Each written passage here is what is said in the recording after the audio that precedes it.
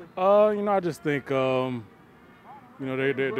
getting me some reps, and then also getting David some reps with the ones, because if you watch last year, we were kind of a three-headed rotation inside me, David, and Tyler. So you know, no matter how it goes, we're all out there going against the ones and getting reps. And I think a lot of it is also, with David's progression, happening a lot more rapidly than I think a lot of people thought it would. You definitely want to get him more looks and get him a lot more comfortable with a lot of things. And if that keeps me fresh for some pass rush situations, then so be it. But we're all coming out here each day to work and trying to get better and trying to build this defense to what we know it can be. I asked a few of your teammates about your evolution as a pass rusher. Right. What would your description be? How have you evolved as a pass rusher? I think I've taken some steps. I think I've taken.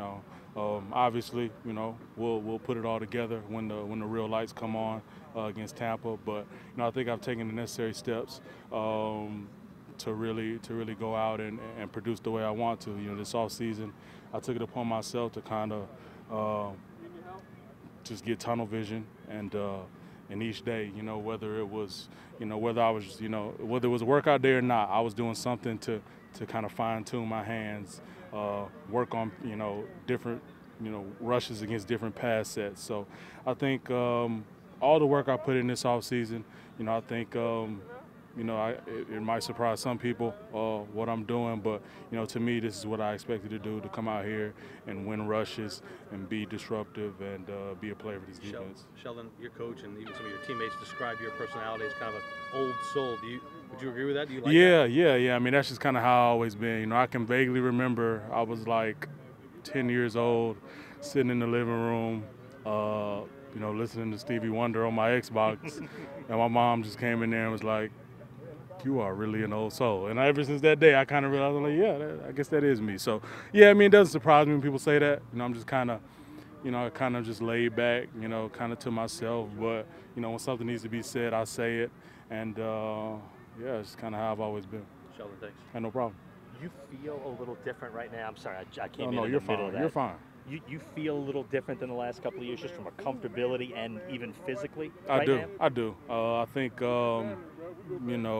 coming into this year, I knew what I had to do. I think, for me to be anything less than a disruptive force for this defense would be, I would be disappointed with that. So I think I've taken that approach each and every day. Come out here, try to get better, try to make plays, try to be disruptive for this team, and I think I've done a good job so far. That sort of implies that you weren't 100% happy with your own performance last year. Oh, of course not. I think I think I left a lot of plays out there. I think there were times where, if I get this guy's hand off me right here, I have a sack, or if I strain a little harder here, I have to tackle for loss or a big play. So, going back and watching the tape this offseason, I didn't watch one, win. I watched every play that I actually lost and just kind of figured out how I can get better, how I can improve, how I can take my game to the next level, because, nobody plays this game to be just a guy. If you do, you're in the wrong game. You should go do something else. So I play this game to be considered amongst the greats, and that's how I've approached my offseason. That's how I approached this training camp, and that's how I'm going to continue to approach each day. Does watching Cam sort of give you seeing what he does, how many snaps he takes, all of that? Is he good motivation for that? Definitely. I think, from day one, he's been like a big brother to me. So, watching how he goes about his business. We all know Cam. He's a silly guy. He's got a lot of personality, but from the moment he, puts his hand down and is asked to play football, he's a different animal for people to stop. And I think playing next to him as much as I do, it kind of drives you to kind of reach that level, because, you see him winning, you see him disrupting as much as he does. You don't want to be left out of that party, So I think playing with him as much as I do drives me to go out there and I just want to be a dynamic tandem with him. Is third down defense an area you guys want to improve? Definitely. I think, if you can get guys off the field on third down, you don't have to worry about them scoring. I think think last year.